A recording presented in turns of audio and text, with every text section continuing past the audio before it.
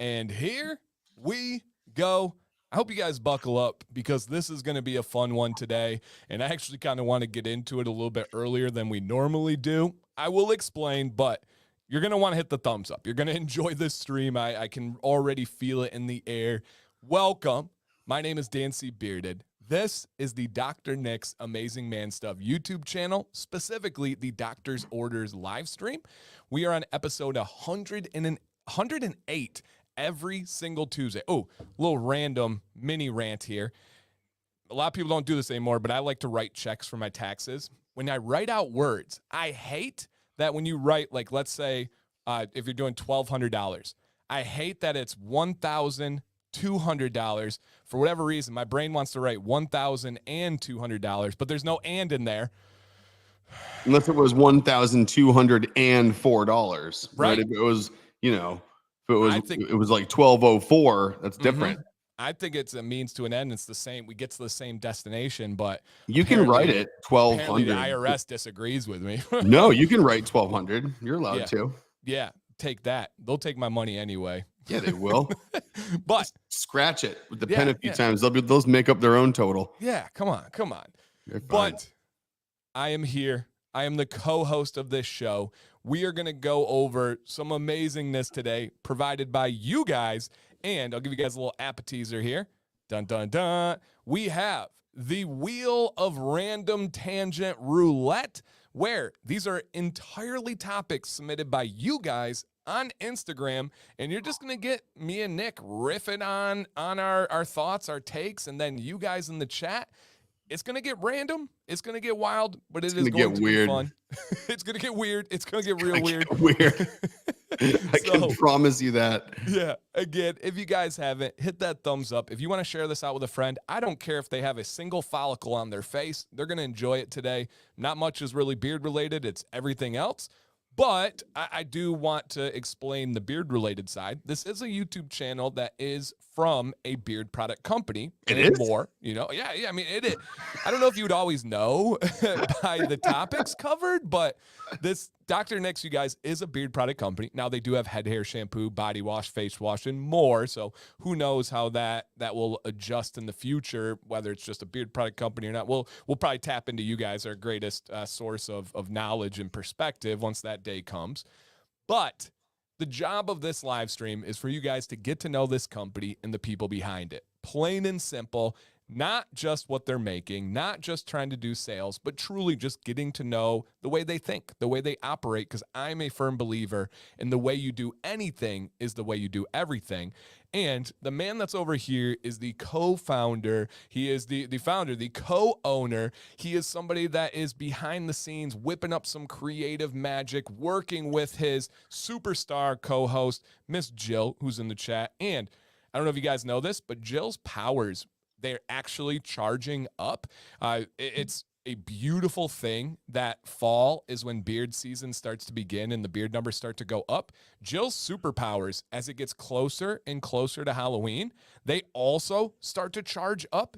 And she's the creative juices just get going. She starts turning into this like superhuman with capability, all because of those Halloween vibes. So if you guys feel like she's on, it's accurate.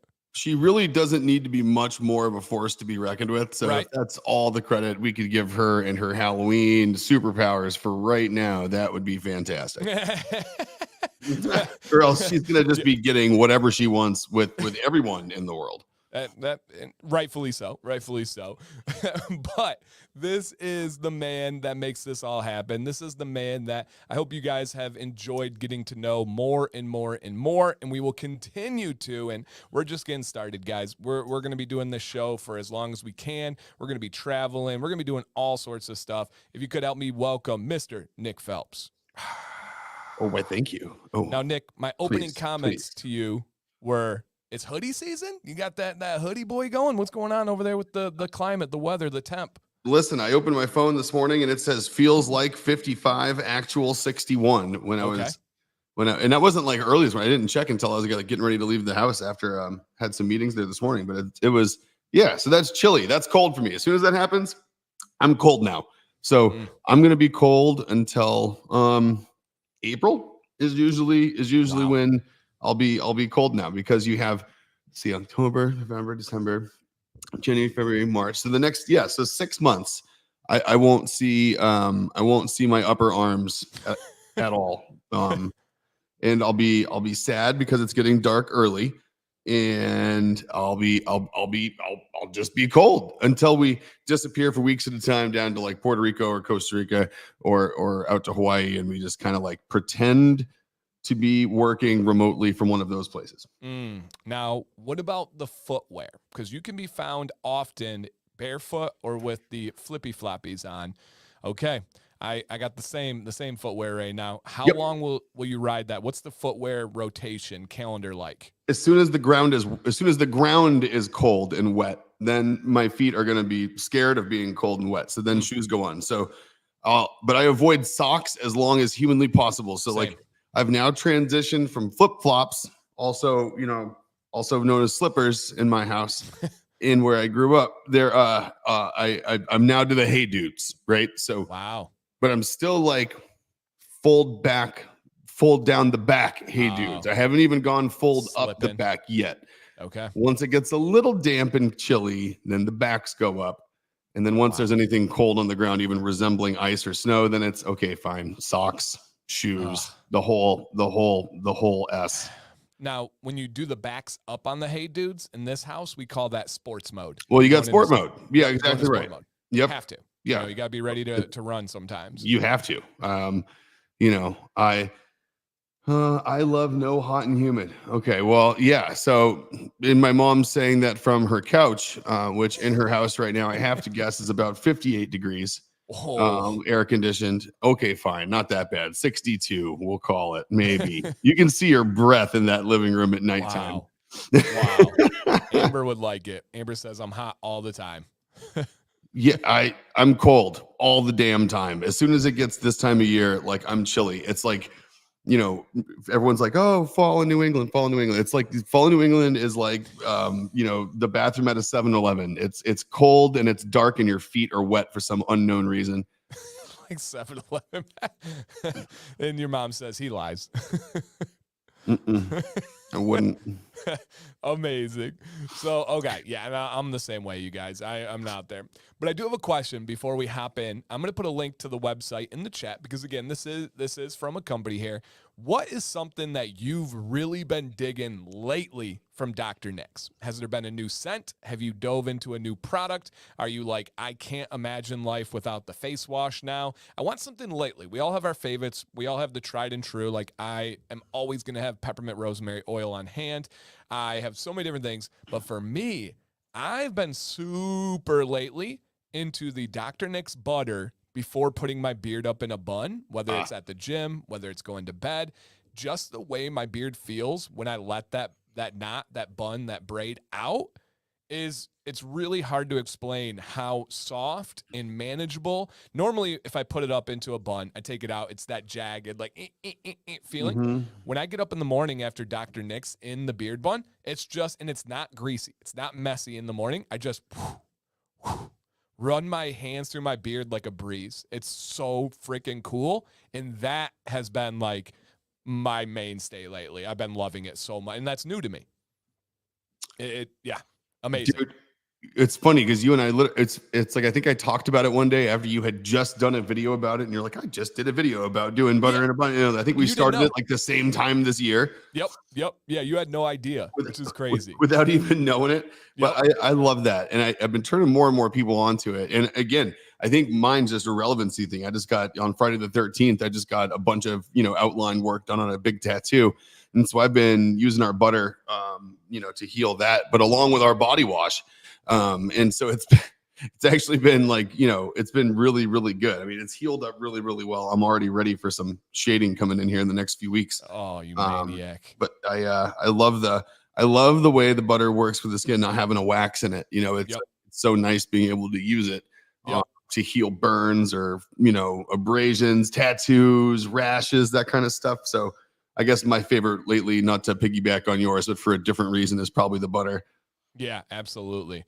Hold up. Vi's trying to pull something on me. Uh-oh. Let's hear from her. Hey, Violet, make sure the camera's facing your bed, okay? Oh, look at that. She's trying to be sneaky, guys. Look at She's her. turning the camera away. Yep. Look at her. She's trying to do the thing. Has she been watching Ocean's 12? I hope Because not. she's trying to like give you a fake video feed. I love you, bye-bye. Soon she's gonna have like a fake video feed from like a tablet, like posted up in front of the camera, and that's when you hear like the Mission Impossible music go off, like the That's trouble. Like that's trouble right there. You ain't slick, girl. All right, and yeah, she wants her gifts for sure. I know I text Jill that her gifts are in. I haven't told her about it yet, so I'm gonna catch her reaction after nap. Okay, there you go. That's probably good. Yep. Otherwise, she will never nap. Right. Will body wash mainstay in our house as well. It is now the only body wash Sam will use, like period, literally. When we go on trips, she has to bring it. She will not use the hotel body wash. She needs the Dr. Nick's. It's the trouble with Dr. Nick's is when you try it, you do get spoiled, and then things that used to be normal, like using body wash at a hotel, seem so egregious now. Oh, don't they? Egregious. Dude, there's like if you go and use like an actual like, one of those body washes that follows like the same level of care and feeding as like a dish detergent, you're going to feel like what your dishes feel like in the dishwasher. Like true. That stuff's so harsh. I get so red now. I think I used to get red from like, face washes that had alcohol in them or, things like that, right? Like I have always had those issues, but now I feel like those issues are even worse now that I'm used to something that my skin likes. Like if 100%. If I go and I use something my skin doesn't like now, it's like it really, really doesn't like it. You didn't know there was another side. You didn't realize what it could be. And then once you've experienced it, it's tough to go back. Yeah. What's a sunny day without a cloudy day, right? And it's what's skin's preference of good soap without bad soap. So true. And Jake, I love this. People are shifting. I filmed a video this week kind of about seasonal change. We got a lot of people shifting from like the summer key lime oil to things like cold brew. Now that it's colder, you can have a little bit of that heavier, kind of stronger type smell. That makes sense. You know what? And it's so funny. You totally can. And the seasonal stuff, I feel like for some people, it's to welcome in the season, right? Yeah. And for me, it's so funny. Like I was feeling like yesterday, it was super cloudy. It was windy. There was leaves coming down. And sure, I like fall, but what the problem with me in fall is I know what fall also indicates is coming, and I start getting like a little panicky about it. Your sinus or your allergies? No, just the cold is coming. Like the cold weather, winter is coming. Oh my gosh. Yesterday I needed something to like brighten up my mood. So speaking of key lime pie, I had key lime pie in yesterday when it was the first obvious day of fall because I'm like, I need some like springtime, summertime vibes in my beard right now to make me feel better. You're the opposite. That's hilarious. I use it to remind me not of the season. Hilarious. I think you're the only person that is not welcoming in fall. And it's not fall. Like fall gets a bad rap when I talk about it because I sound like such a Debbie Downer, but I'm not. I like fall. I just have a love-hate relationship with it. It's a double-edged sword for me because like fall, sure, I like it, but it's like this brief little moment in time between like, summer and bone-crushingly cold winter. And I'm like, yeah, fall's awesome. Oh man, but that means winter's coming. And so it's like I can't enjoy one without fearing the other. I need to divide the two in my mind, I guess. I don't know. Max has been doing the face wash, growth serum, and balm. They've been great. Awesome. Moose loves the diversity and diversity and consistency of the beard oils. Loves every single one. They're all so very different. Nice. Love that. I love that. Especially essential oils. And yeah, it makes them so different. Yes. Dennis has been rocking the hoodie most of the morning till it warms up. Smart man. Phil and his fiance have been healing tattoos with the butter. So good. And he said it's also been clearing up the dry and flaky spots on her T-zone after the face wash. Dude, there's something to that. If you can tolerate that amount of a thick oil and butter on your face, like I totally can. Jill couldn't. But I can. I don't know if you could or not. But for me, like I can. If it gets real bad, like especially like right around here in my eye or like right here on the side of my nose, I'll use it there, and I don't get any breakouts from it. But it makes it go away in like a day. That's great. Brett just got in a bunch of stuff: peppermint rosemary wash conditioner, IPA oil, sanitizer, and the face wash. Nice, beautiful, nice, and so many other ones. That's really cool, you guys. Love that. I love that. Okay. let's go ahead and jump right in. So what we're going to do. I can't wait. And it is entirely random, you guys. These are all topics. I did not put any in. Nick did not put any in that were submitted by you guys from Instagram. Spin the wheel. Dude, Jill, do it. You're awesome. So these are on Instagram. I will put a link in the chat to the Dr. Nick's Instagram. There was a post and then there was a story, and that's where you guys could submit. And I did not even keep out any of them. We used all of them, you guys. So if you submitted, they're in here. Even Zach messaged and had them separately. I put those in as well. So we're going to spin it. We're going to get our take on it, our tangent. Sometimes it might be a rant. Who knows? Sometimes it might be a celebration. Who knows?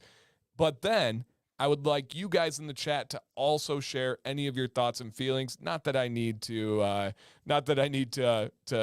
remind you guys of that. I know you guys will anyway. We welcome that and we love it. All right. Spin the wheel. Are you ready for number one, Nick? I'm ready. Let's do it. Let's do it, you guys. Super ready. Okay. I even got my notes out over here just to like make sure I can like note down good ones if we need to get back to people on stuff. Nice. Okay. Here is our first one. Interesting. Did I spell that wrong? I did. You guys know what I mean here. Alio. Right. The reason no one's really using Alio these days is it's like really hard to Google. Like if you Google Alio, like it's super. Okay.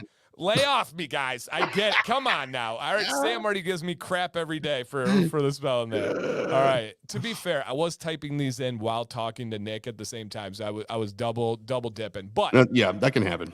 Somebody submit. My sister's a Leo. Stop it, Jill. My mom's Leo's a Leo. Probably in here too. A Leo. Oh my gosh, my sister's a Leo. Jill. Yeah. You too? All right. Luckily, I can take the razzing. But somebody submitted. And they said, essentially, hey, Dr. Nick's, your wash is freaking awesome. The first ingredient is aloe, not water.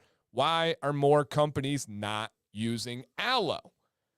Well, Nick, I'll let you lead this one. I think some will fit us differently, but I have some thoughts. Away. Why do you think that yours not? And again, guys, this was a question submitted. Nick never talks bad about companies. He celebrates them. He builds them up. But looking at it from a company standpoint, a factual standpoint, you went with aloe. Mm-hmm. Why do you think others are not with your guess? So in my mind, using aloe juice, it's juice. Like you can literally like take this out. This is aloe juice that you can drink. Like you can take it and drink it and use it in smoothies. And just like you can use water in a smoothie, right? Right. I don't know. I'm one of those people when I make a smoothie, I don't like putting in not frozen fruit and then ice to make it cold, right? Like freeze the fruit, use that for your ice, put in some juice, and the frozen fruit freezes the juice, and you get like this awesome smoothie consistency. It's a great way to introduce some flavor and some other, and some other stuff. Like why fillers? Yeah, why put it in there? So like in my mind, aloe's got tons of beneficial qualities from like a nutrient perspective and from like a consistency and texture perspective. Like it also gets a very, very cool skin and hair feel to it when it's more silky and it's more smooth. And that way you don't have to use any silicones to achieve that smoothness because you're getting it from something that's already, I venture to say that raw aloe juice, especially a concentrated, obviously is like a little slimy, right? And so it does have like this natural coating sort of a quality. Like it's very slippery. It's like, and so I feel like there's something to it when used in a wash. And if you can use something with up to a 60% water content as a replacement for water when you're using surfactant-based soaps, a little bit of science, 60% of any, you can use coconut water, you could use aloe juice, you can use pressed papaya extract that's been pasteurized. Just about any pasteurized juice you can use. And it just affects shelf life, of course, and like viscosity. And aloe juice has a very, very low sugar content. It doesn't caramelize very easily, meaning it's very good from like an oxidation standpoint. It doesn't have much of an oxidation quality. And the molecules in the aloe, believe it or not, even though aloe juice is like 60-70% water naturally, like when it comes from the plant, even the aloe molecules actually coat and help surround the water to help it not oxidize, so that it's almost like using distilled water. Yeah, it's almost a borderline preservative. It is. And so why do more people not All right, use it? Because you have to ship it. Okay, let me pause. Let me hit some here because you just gave a ton of great reasons why you guys use it. Let me hit the basic reasons why not, so I can knock those out without having a company have to say that. And then if you think there's more to it, do that. That'd be great, actually. Yeah. Yeah. So number one reason, and again, guys, I consult with lots of companies. I help them develop products and do all these things. Number one reason, and the most important reason by far, is most beard product companies are not working with their own water-based products. And I do not say that in a bad way or a negative way. Most should not. It is the better route for almost all companies because the level of understanding and complications when it comes to water-based products is astronomically more difficult than it is oils, balms, butters. You can't really mess those up if you're staying with all natural, you're being safe, even fragrance oils, you're going to be pretty fine there. Most companies have no idea what Nick is talking about with surfactants and talking about with the water content ratios and the antioxidant aspects. It's a very difficult science to understand soap and water-based. Even if you're formulating it with a partner, like even if you're doing something that's not just off the shelf and you're formulating it with a formulation partner, and like how we're going to be bringing a bunch more stuff in-house, like even to do that first step where you work with them, like they don't tell you what to do, right? You have to tell them what to do. So you have to know that side pretty well. Correct. Now, why else? It's cheaper. It's far less expensive to fill your most potent ingredient of a bottle with water than aloe, right? Yep. This is a business. Businesses are there to make money and help people do all that stuff. But if they're not making money, they're no longer a business. It's either out of business or a nonprofit. So that's why they do that. And then the last reason is most people try to find models that exist already. What has worked and how did they do it? Let me do something similar, maybe put our own spin on it. Almost all beard washes from the beginning of this industry have had water as the number one ingredient. Now, Nick is anti do what other people do. I'm allergic to that. Let me look at what they're doing and sure as heck go in a different direction to the point where it may take things a different route, a different timetable. It may take things on this unexpected journey. But once you get there, you're like, oh, this is different. And then it's not just different to be different. It's not just trying to be devil's advocate. It's like, oh, wow, there really is value in this as compared to water. That would be a huge, huge, huge kind of difference. So the main to answer there, number one is cost. Number two is it's just the way things have been done. And then number three, most companies are not making their own water-based products in-house or really having a true say in it. Most are going with a really good base that's tried, true, and liked, and then they're adding their fragrance or whatever it is. And again, I'm going to be super crystal clear, you guys. Most should do that. That's not a bad thing. No. If some of them try to dabble in it themselves, that's when you can get dangerous. And you do not want danger with water-based products. That's mold, that's asthma, that's breathing problems. There's a whole lot of harm that can come there. Oh, it's taken us like 4 years just to, go from not just, one, we didn't want to buy just off the shelf. We had to work a while to get like the right formula down and the right things down with a partner. Yep. And then it's taken us like 2 years to bring that process in-house and like convert it and you know what I mean? So have facilities for it. So I mean, it really is. I mean, there's no reason why you should take that on. Just like most things we do. We only do it because that's what we like to do with everything. And it's part of the process that we actually like, but it's like, beside from that, there's no reason to do it. And when Nick says to take it in-house, and I'll let him share as much or as little as he wants, when he talks about taking it in-house, that means you need facilities. That means they are making and completely developing from the ground up a soap room. A room dedicated to soap. Yes. Oh, you need it.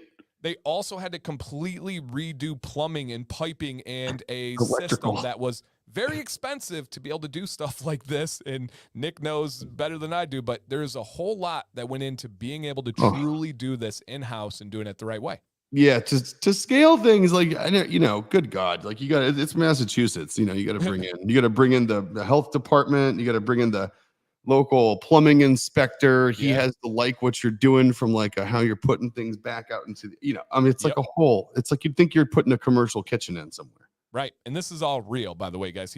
Just to be able to bring this in-house, they've had to do all sorts of that stuff, including plumbing and Insurance. licensing and insurance. Yeah, it's crazy. Crazy. So great question. I Because hope it's that expensive yeah, and a pain in the butt. right. But if you think it's worth it, it's worth it. The way you do anything is the way you do everything. That's it. So true. It's gotta be a good fit. Got to be worth it, because otherwise it's a whole big bunch of pain in the butt for no reason otherwise. Awesome. All right. And it removes it once it's done too. So our list will get they'll get a little bit bigger and bigger each time. Our list for gets the spot. bigger. All right, here we go, guys. I see genetic enlightenment. I see Oh. fishing. Oh, I see. There's some good ones. Oh, it crossed over. Woo! All right. So this is specifically on a flight. And Nick has way more flight experience than me.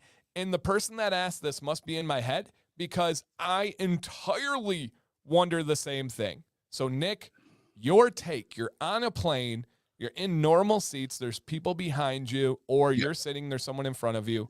What is the etiquette with you reclining your chair? All right. So there's a couple things to consider, right? And I've overanalyzed the hell out of this on some flights that I couldn't sleep on. I've been annoyed. I've been impressed. Wait, I've been appreciative. You overanalyzed? I did, believe it or not. I think maybe if just left on a long enough flight, my brain, I guess, just does that. You know what? As compared to where it doesn't do that normally. Right. Right. So I think the most important part, after literally going through this in my head a bunch of times, like, well, maybe you shouldn't. Maybe this or maybe that.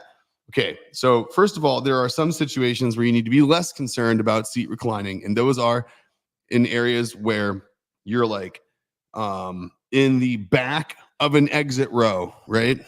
Okay. You need to be less concerned about it, because you're thinking about it to yourself. You're like, I don't really need much more room. But then here's what happens, and this is the same thing that happens on every single row and in the plane. It's the speed at which you recline your seat that shows whether you are being courteous or you are not being courteous to the person behind you. There's no way the person behind you, looking at the back of your chair and maybe seeing a part of your elbow, can tell whether or not you are either making the best of a crappy situation, right, or if you're just being an inconsiderate ass. Right? Now, there's a couple ways that you could communicate with that person, right? You could take your chair and you could slam it back like this, and then you could bounce it a couple of times to see if it goes back any further after determining that it doesn't. That's communicating to that person, like, I don't care what you have on your tray table if it's down. I don't care if I just broke the screen of your laptop. I don't care if I just knocked your tablet onto the floor. I'm going to recline my seat, and I'm pissed off it doesn't go back any further, and I'm going to let you know that too. But if you're just slow and you're like, nice and slow, okay, and that's where it stops. I'm happy with that. Okay. Like, that's fine. You're dealing with the best of a bad situation. So are they, right? You're not saying that you don't care about them. You're not throwing anything in their face if it's rested against the back of your seat on the tray table. I think the speed at which you recline your seat is the only way that you have to communicate any amount of consideration or not with the person behind you. So as long as you do that, I think you're allowed to recline your damn seat. And if someone gets impatient with you because, like, you reclined your seat and now they have less space, then they should have bought a seat that has more space if they aren't willing to share that space with you. Thank you. I appreciate that. Nate says, you can tell there's been legit thought behind this. I love it. I never considered this, but it makes sense. I too am learning through this because flights are a newer thing for me. I didn't fly until I was out of high school. Like I never flew with my parents. And so it's like a newer thing to me. And it is bizarre. Like I'll have my phone, up on the little hook, little phone clippy thing. Yeah. Yep. Exactly. And I have had recently somebody recline back, drop to my phone, and I was like, man, that's wild that somebody in front of you can impact you. But then I was like, my thought went to, well, it's built in for a reason. It's for them to be able to use it. So I get that. I respect that. But I never have. I feel way too bad doing that to others. But I like your take on how you, because I love their question too. They use the word etiquette. That's etiquette. The way you're is. doing it is etiquette. That's not. See, they didn't ask should you or should you Right. not recline your seat. They say Right. if you're. To me, this almost implies if you're gonna recline your seat, what's the etiquette for doing so, or what is the etiquette surrounding it that dictates whether you should or not? Right. So Yeah. I feel like I don't know, and I also feel like there's some psychology there too, right? Like if someone reclines it very, very gently in front of you and it doesn't knock all your crap over, you're almost going to be like, well, that's actually not so bad. It doesn't take away much space. It actually puts my phone a little closer to my eyes and puts a little, maybe I will recline a little bit. Not so bad. You know what I mean? But someone's rude. They smack it back and knocks all your crap over. You're like, well, see, I'm not going to do that to the person behind me because I don't want to be a jerk. Yeah. No, that makes entire sense. You can send a message non-verbally. I like that. Also, I really like if you're traveling in threes that everyone reclines their seats at the same time to the same extent. So that way, when they walk by the aisle to tell you to put your seats up, they don't notice that anyone's seats are back and they leave you alone and you can leave it reclined until you land. That's the pro move. Recline before they sit. Yes. You have to recline it all the way so that there's no visual difference between the seats that are in that row to any other seat. And they won't tell you to put it up or down for takeoff or landing. Yeah. Yeah. And G-Rod said, you pay for the seat, so you do what you want, and that's fair. He said, you care about others, but would they care about you? So I would say that, and hey, to each their own. But the second part there, I think, is a pretty pessimistic outlook on life. And I think if everybody had that mindset, we would be a much worse world. And it would be a much worse experience everywhere you went. Is if I went around thinking, I don't need to treat people in a kind and courteous way because no one's going to treat me in a kind and courteous way, I'm allowing others to dictate my actions.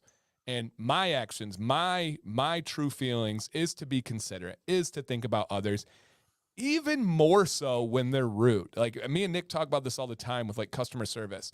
We'll have rude people, and then it's like I almost want to work harder to bring them around because who knows, maybe it shows them how to be more positive. So I definitely agree that, hey, you pay for it, you do what you want. Of course, that's your right. Like Nate said, it's in the seat for a reason. And that was kind of my thought.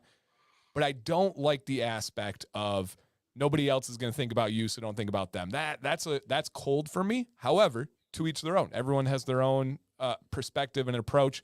I just would hate to see a majority of us think that way because then it's going to get real ugly real quick. Yeah, I can. That's why that's like the dark side of Max Stirner right there. Yeah.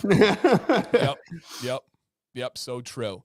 And and Nate's right. When you take a detractor and you turn them into a promoter, it's so fulfilling. That's our favorite thing in the whole world. We talk about it all the time. Yeah. Nate, all the time. That's the thing, man. And you can tell that you do the same thing too, by the way. Yep. I mean, that's from a customer service standpoint. Right. I think thanks for the clarification. Yeah. But no, I think that's huge, man. I think that's important. I love that. No, now Nick, you just changed and I'm flying next weekend too. I'm doing just a 1-day beard competition in Louisiana and then flying back on Sunday. And I'm going to use that. I'm going to have that perspective on it. If I'm going to go down, I'm going to go nice and easy. And so, I definitely like that. And then, John, I agree. Rather than saying, like, I'm not going to act a certain way because they won't act that way to me, I like the other side of it is treat others the way you want to be treated. So even if they're not going to, I can't control them. I'm going to put it out into the atmosphere. So I like that. All right. Awesome one. That was a cool one. And again, really good worldly experience from Nick there. And and especially me, I'm tall. I would like to recline sometimes. Yeah. Nice. I mean, why not?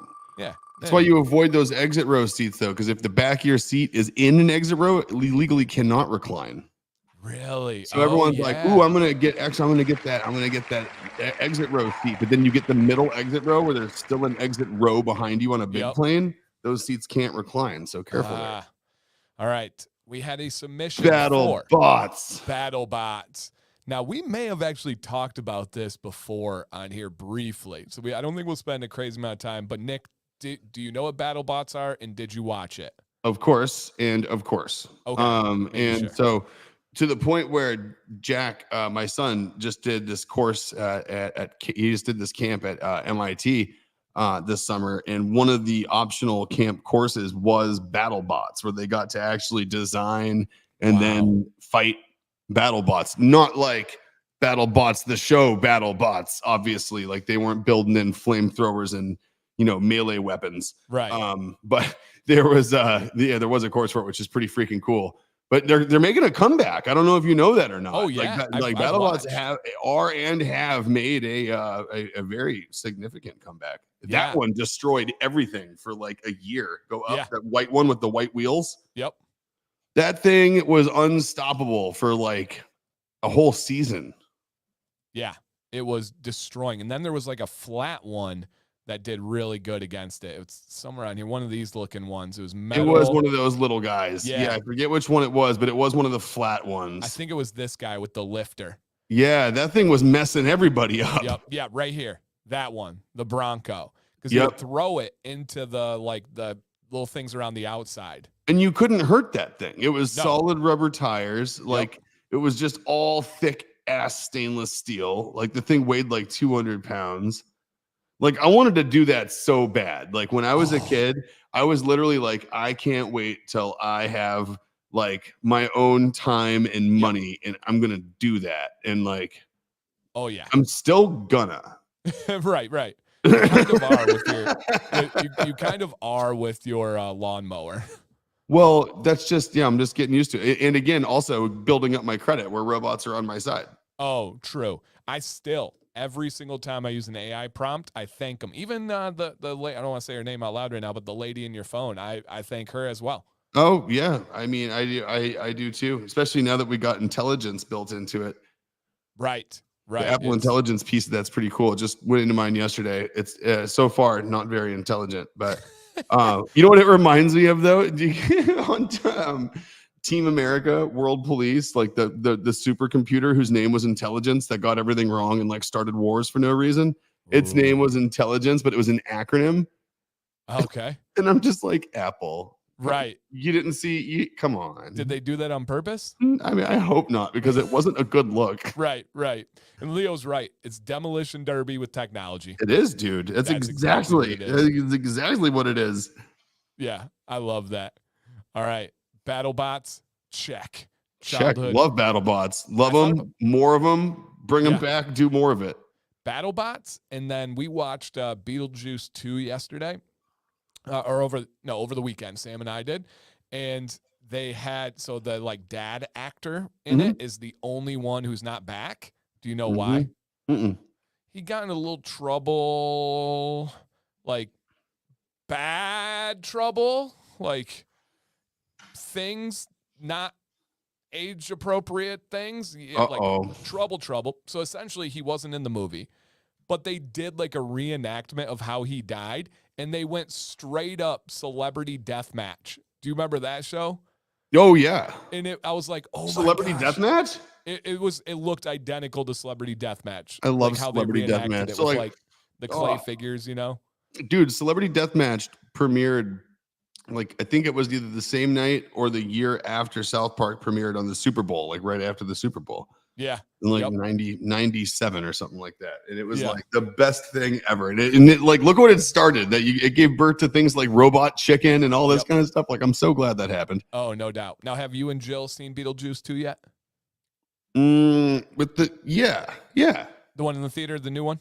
No. No. And actually, I'm not going to talk about why no, and we're going to. I was gonna say she has to. She's got to. It's probably going to be this week. Okay. All right. Let's see what else we have. We enjoyed it. It's like a hate it or love it thing. We really enjoyed it. I'm reading the news that you just talked about right now too. I'm like, wow. Yeah. Yep. So they did him dirty. He like was in it, but the actor was never in it. That's amazing. It's kind of like what they did with Isaac Hayes in South Park, where they dubbed all of his lines. Mm-hmm. Yeah, and yes. All right, next one. They submitted, and essentially the write-up was how highway driving can turn the most sane person into a lunatic. I think that's what it said. I think because you sent me some of them as we're like going through all this as they're coming in. Yep. And it was highway driving can make the most reasonable person lose their minds. Yes.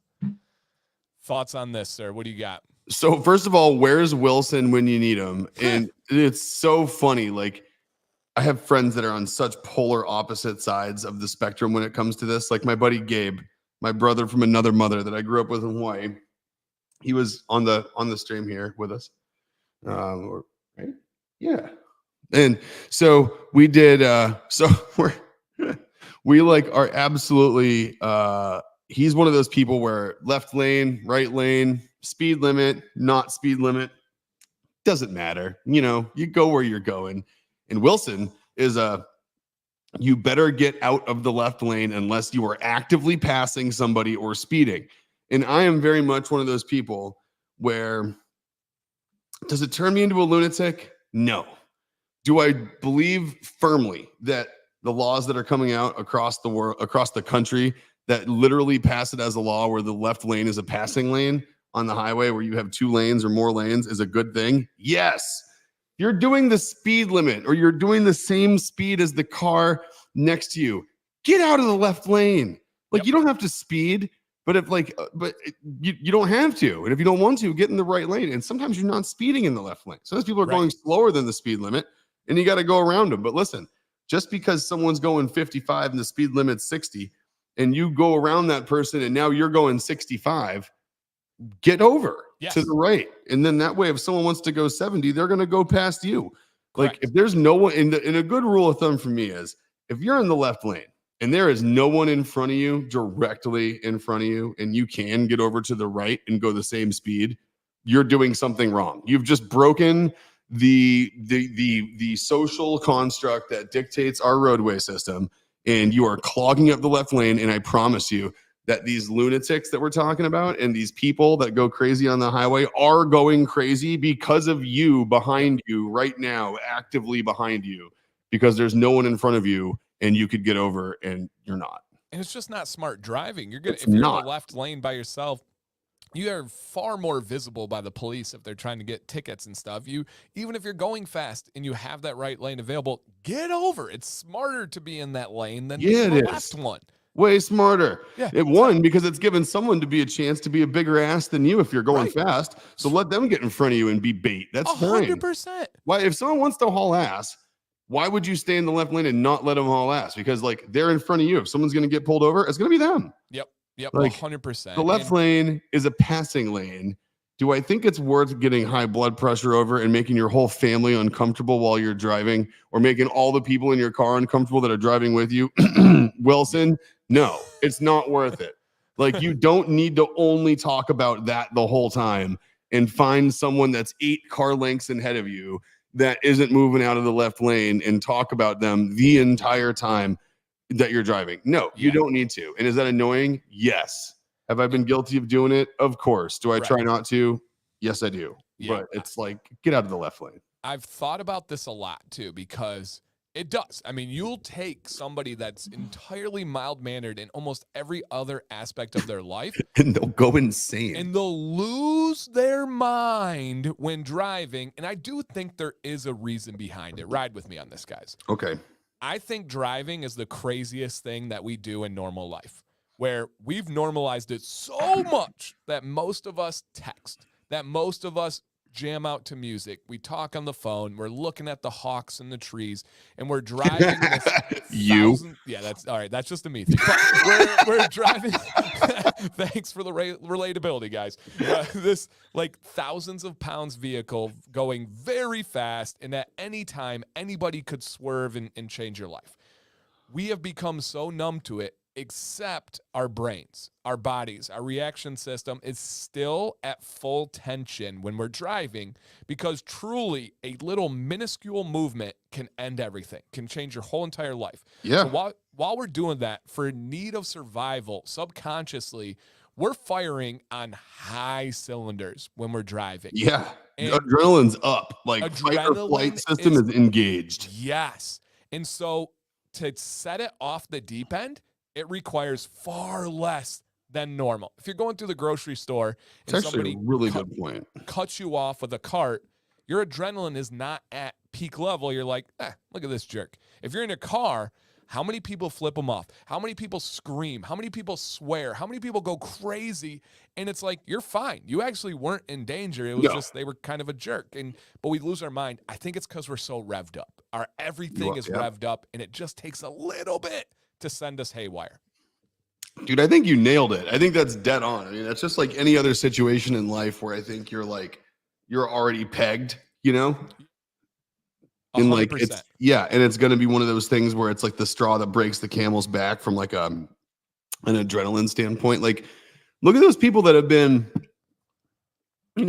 arrested for pulling out guns on people. Like, look at that. Like, I people that know. waving guns or shooting people in traffic. Like, I would have to venture to say that if that, I mean, maybe I'm wrong, but if those people if someone cut them off in the grocery store, they might not have shot them as they would have like in a car. No, you're right. And I do it too.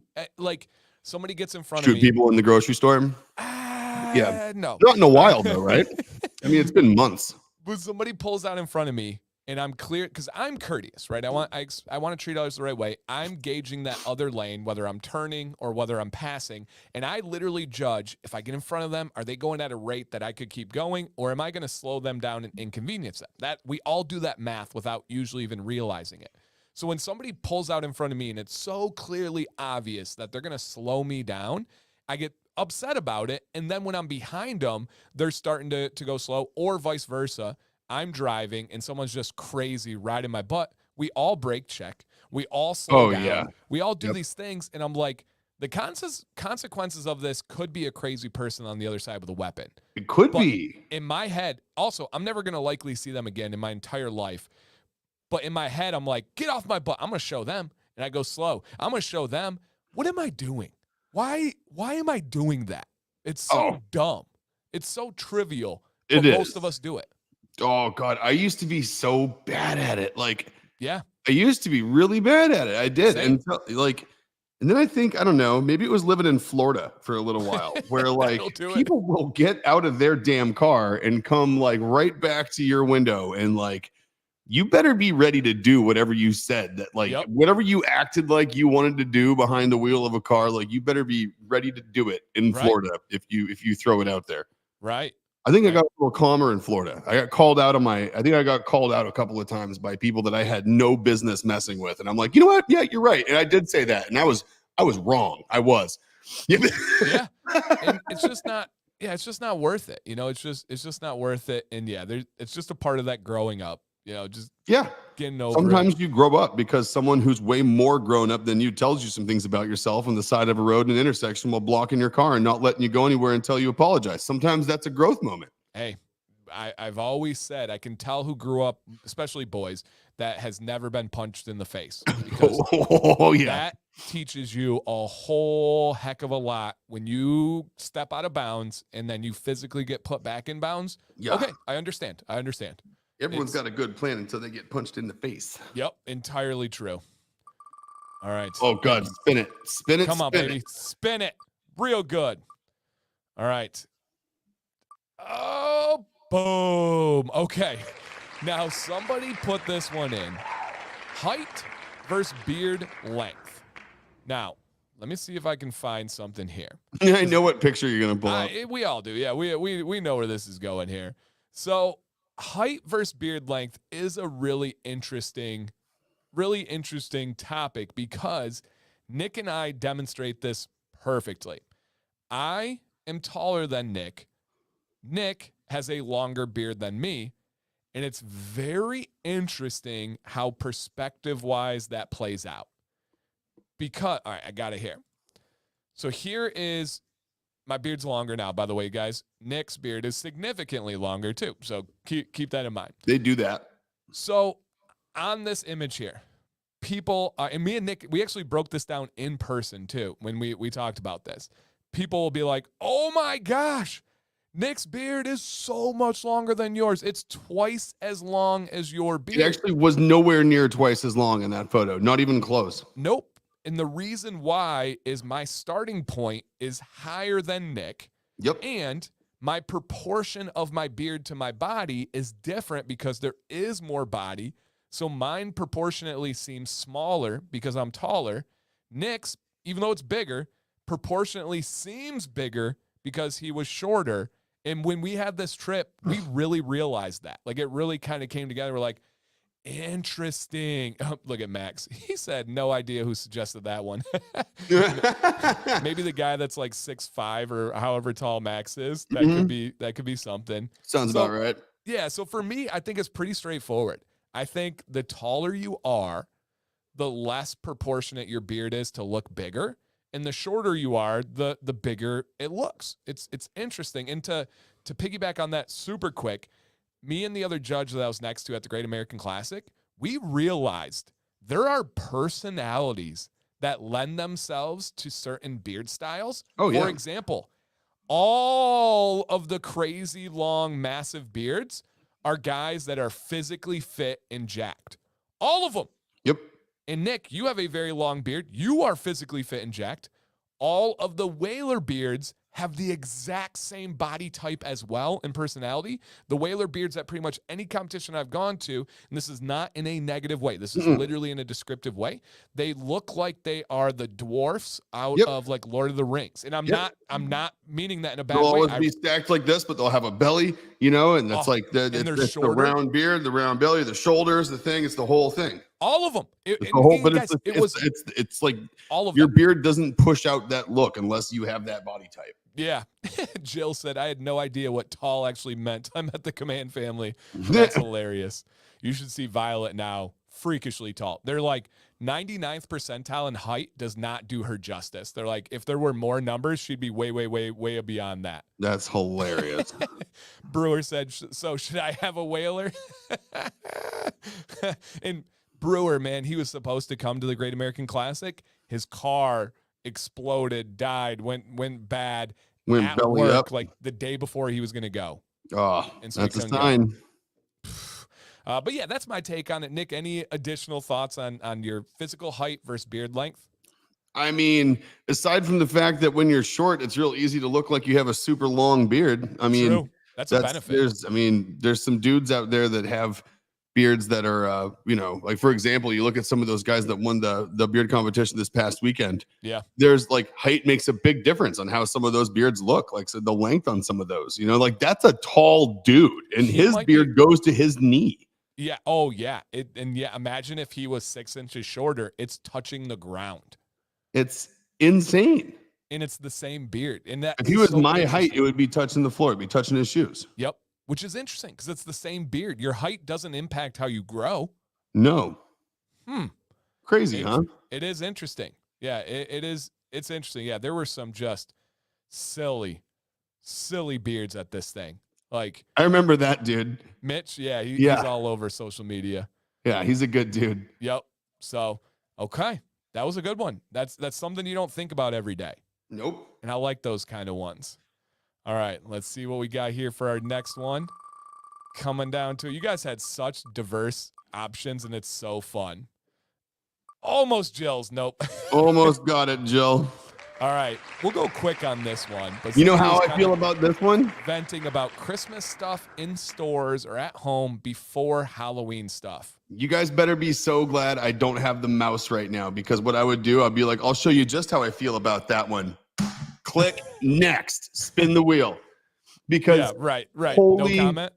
Dude, there should be no Christmas stuff before Halloween. Agreed. Beyond that, do not put stuff in stores in September for Christmas. It's gauche. It's a terrible look, and it just looks like it just makes it such an obviously commercial driven, coin operated holiday. Yep. And I hate it for that reason, for so many reasons. Yep. And so, okay. Now let's go to the personal side of this. I don't think, me personally, and this is not something that I can tell, like, don't do this because it's bad. I can tell stores all I want. You shouldn't put out Christmas crap before at least the end of October, beginning of November. It's just, why? Why do we need 3 months of Christmas? Really isn't the 2 months that it already gets enough? Because it doesn't just get December. It gets November too. And it's just yuck.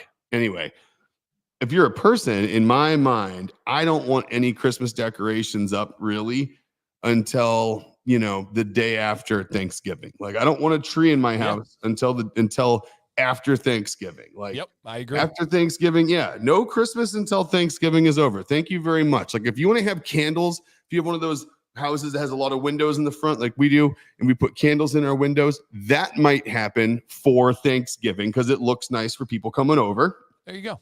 There is no Christmas decorating. There's no tree until after Thanksgiving. And that's just the way it should be, I think, in my mind anyway. Thanksgiving's awesome.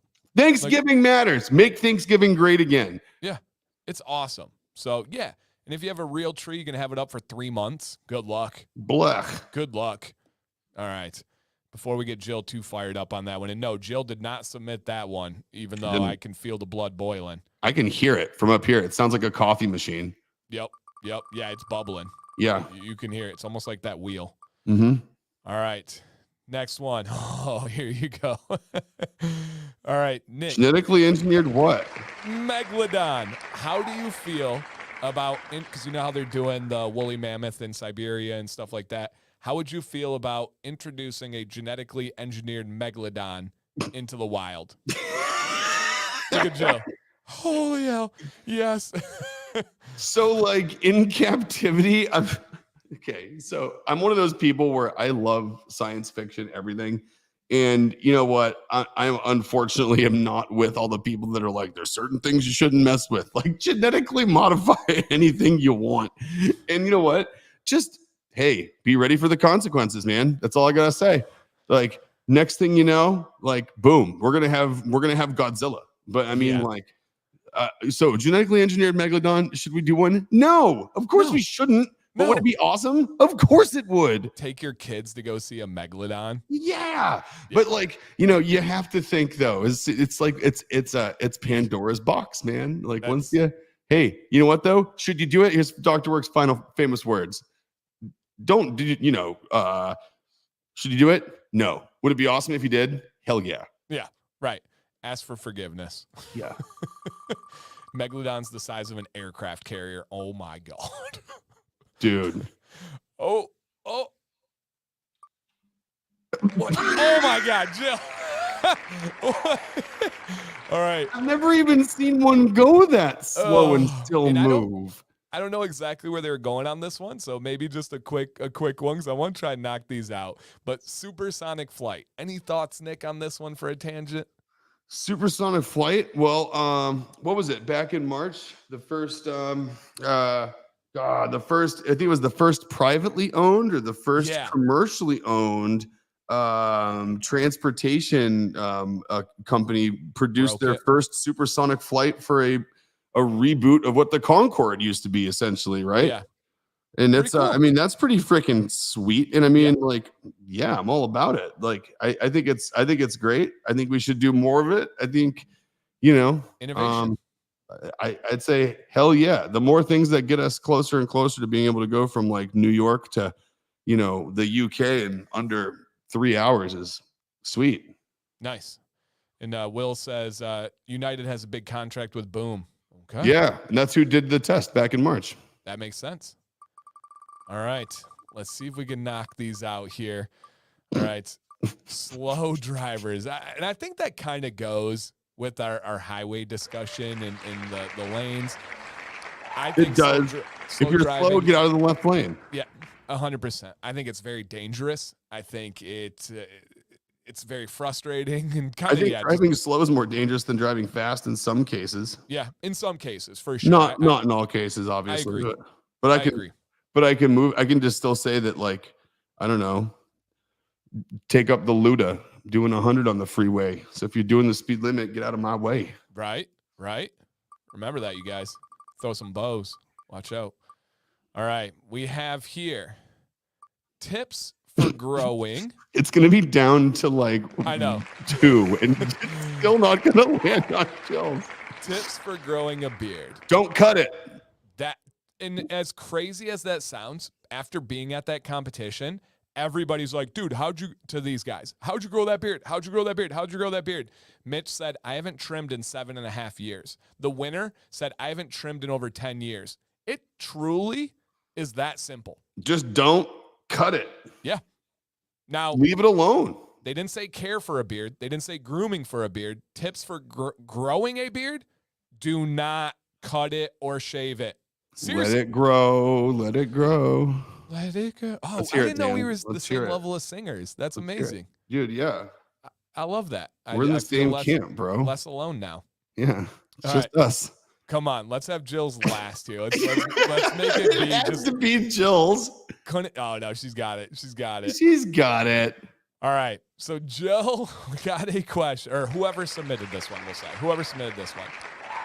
Is fishing a respected sport, or is it just making fish late? What are hey, so no, I mean Brewer, if you're or not Brewer, Bruce City.